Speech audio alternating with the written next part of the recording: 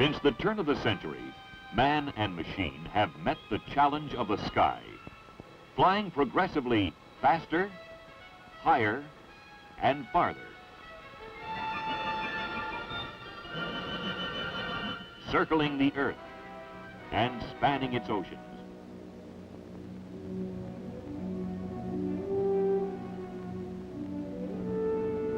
This continuing progress in flight has been made possible by the responsibility, direction, and purpose of the dedicated men who fly.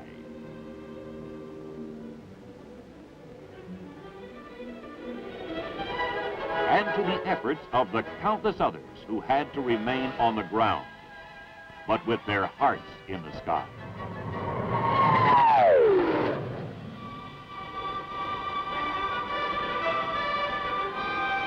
To become part of this modern jet air age takes more than just the desire to fly.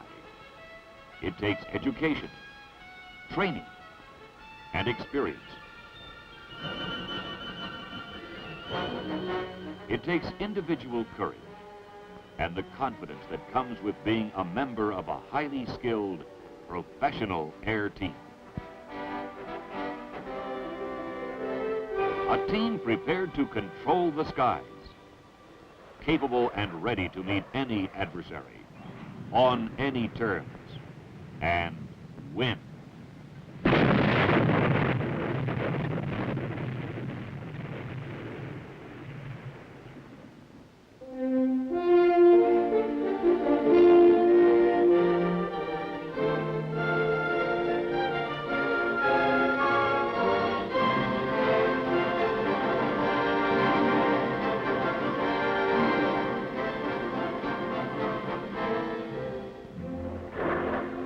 This is the story of the aviator in this jet attack aircraft, and how he became a highly skilled Marine Corps jet pilot.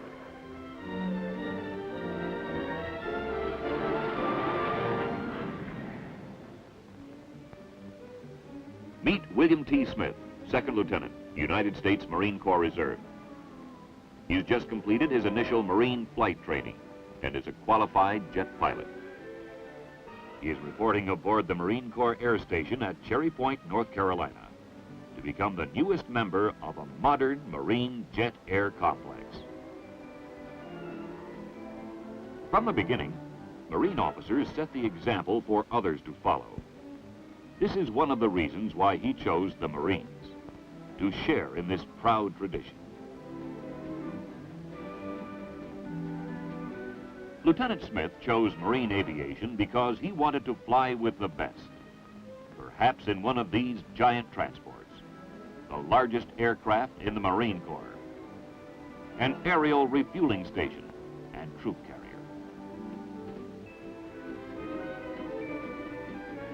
Or this mighty Crusader, a supersonic, high-performance fighter. Perhaps to fly this Phantom II, a high-altitude, ultra-modern interceptor, a missile with wings. Or the sleek Skyhawk, smaller in size, but packing a powerful punch for the air support role. Lieutenant Smith will soon become an important part of the Marine Corps air-ground team.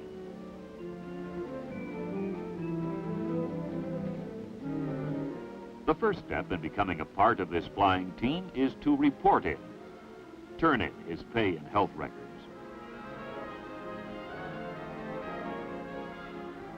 Bachelor officer quarters will be his permanent residence for the next few months.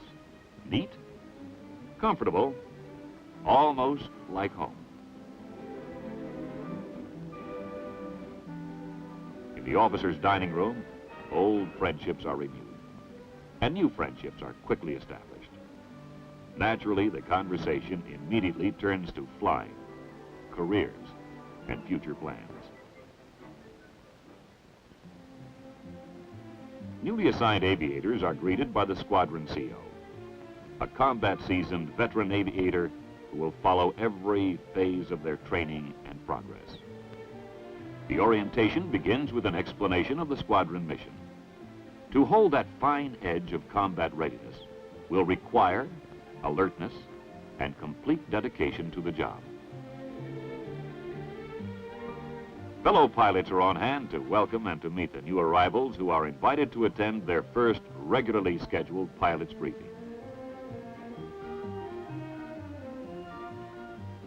Beginning with the operations officer, each squadron staff officer will instruct the new pilots in air and ground training and squadron procedures. The aviation safety officer is responsible for the flying safety of each aviator and for briefing on emergency procedures.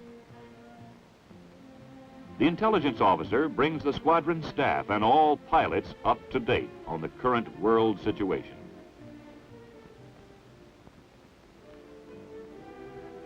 The aircraft maintenance officer is an expert in the repair, maintenance, and modification of all planes. His job, keep them flying. The flight line officer sees to it that all aircraft on the line are ready for launching at all times. The landing signal officer is always on hand to supervise field carrier landing practice and during actual carrier qualification landings.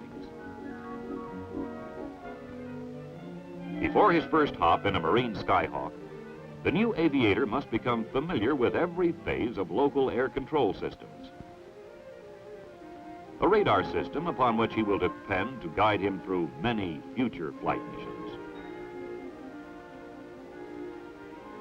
Since his main job will be close air support of Marine ground troops, he must learn the characteristics of all ordnance. He rechecks the flight equipment he will use when flying the Skyhawk. Each pilot's safety, and maybe his life, could depend upon any single item of survival equipment. Lieutenant Smith has ridden an ejection seat before, but now he must learn emergency ejection and bailout procedures specifically for the Skyhawk. In the low pressure chamber, aviators experience the results of reduced atmospheric pressure at 40,000 feet. Special training devices demonstrate the actual hydraulic, fuel, and lubrication systems of the Skyhawk. They show what the plane will do and how it does it. Then there's training in the surface control system. With these controls, he can simulate all normal flight conditions. A pilot can actually see what parts of his aircraft are responding and how. This modern electronic guidance system trainer will help Lieutenant Smith become proficient in guiding the bullpup missile. Pilots practice maintaining positive control of the missile right up to the moment it hits the target.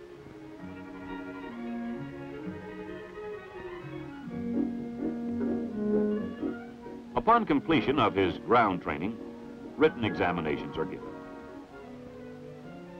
Then reviewed and carefully checked by an experienced aviator.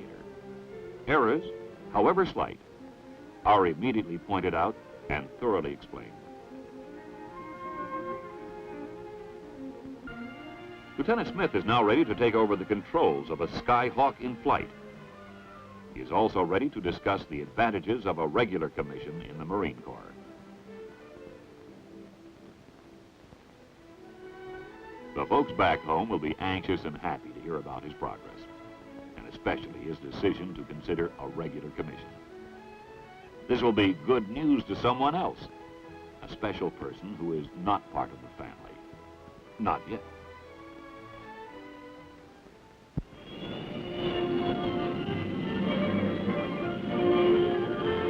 A thumbs up signals the start of his first in a series of familiarization flights, with an experienced chase pilot flying alongside.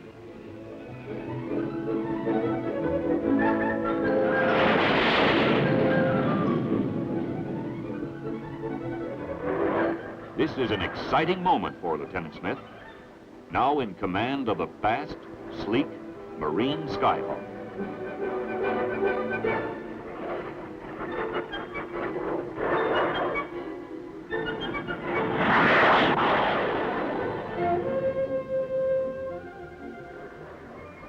The enormity of pride in personal achievement is only surpassed by the faultless precision and coordination of this pilot and his plane.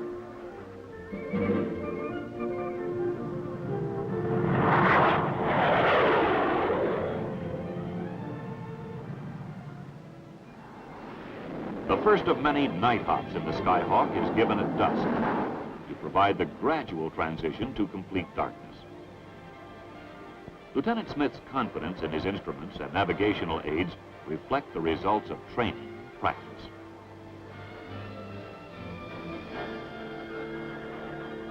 A vital part of Lieutenant Smith's training is the preparation for the air support role. Close air support is a powerful, accurate, devastating weapons system.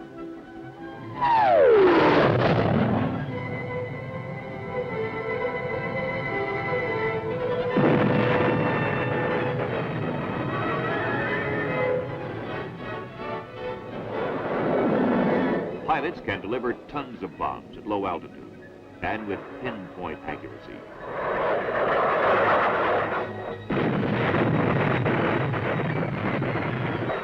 Lieutenant Smith zeroes in on a ground target. 20-millimeter cannon speaking with authority.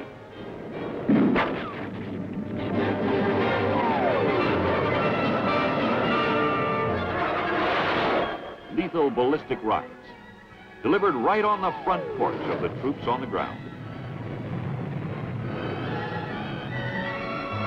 Mighty missiles, with the ability to knock out tanks, artillery, or heavy fortifications.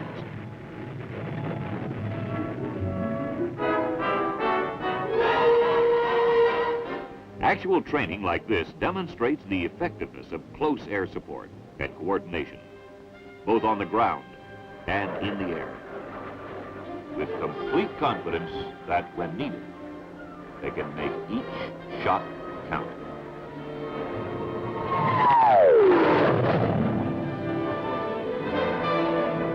Air-to-air refueling requires precision flying and can extend the effective range of the Skyhawk to distances practically unlimited. On long-distance hops and cross-country flights, Lieutenant Smith puts into practice his navigational training. He has computed his own flight plan, then has maintained it by varying his airspeed, altitude, and headings.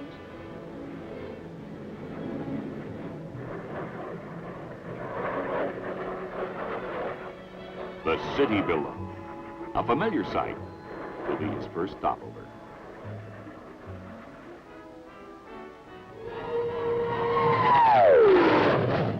Lieutenant Smith never thought he would be landing a Marine Skyhawk in his own hometown.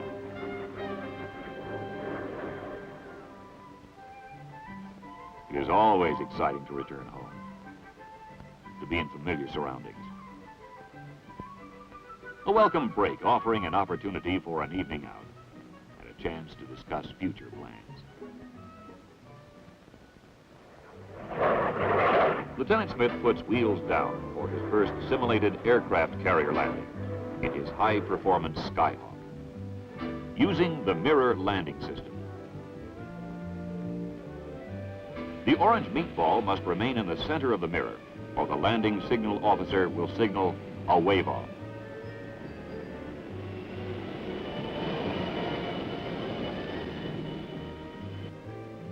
Even under ideal conditions, carrier landings can be demanding, and every approach must be exact. Success comes with practice, and confidence comes from perfection.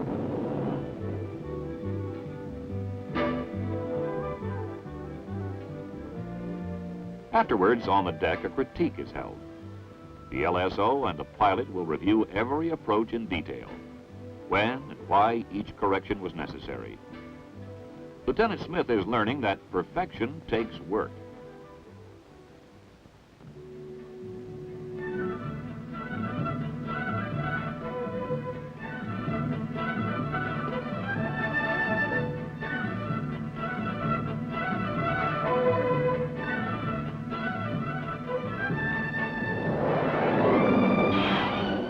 Aircraft carrier operations are the culmination of all the previous grueling hours of practice and study.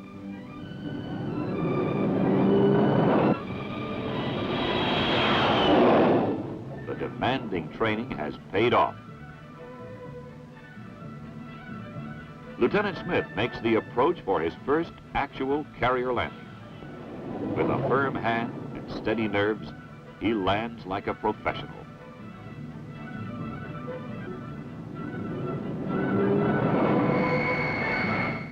Marine aviators taxi their jets into position for a catapult takeoff.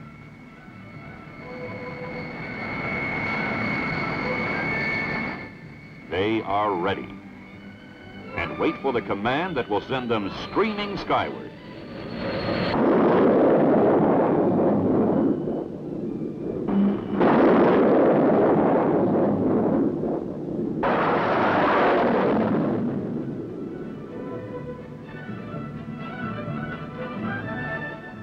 The flying leathernecks leave the carrier at sea, headed ashore to soften up the beaches for an amphibious training exercise.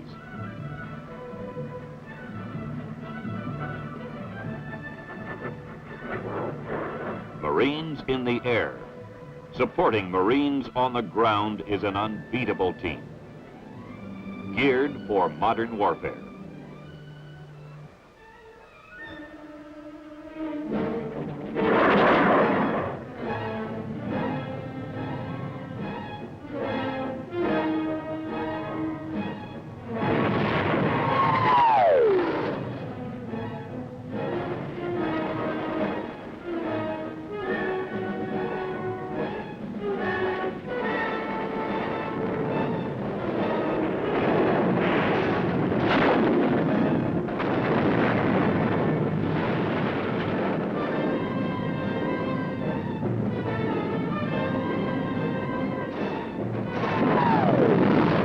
Forward air controllers can now direct the Skyhawks to inland targets.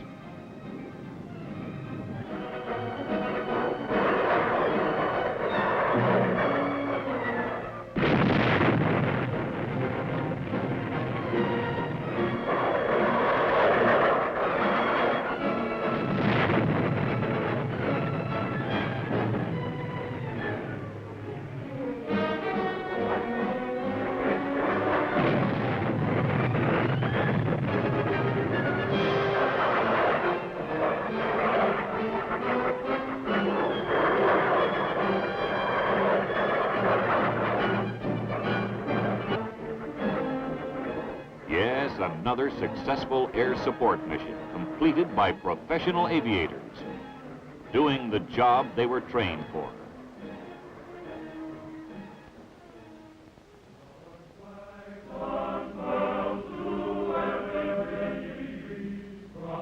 Like Lieutenant Smith, college students across the nation are choosing marine aviation for a career with an exciting future. Dedicated young men who stand ready to be launched from bases and carriers around the world, accepting the challenge of the sky, fulfilling their desire to fly, with the knowledge that they are taking an active part in our nation's defense and future.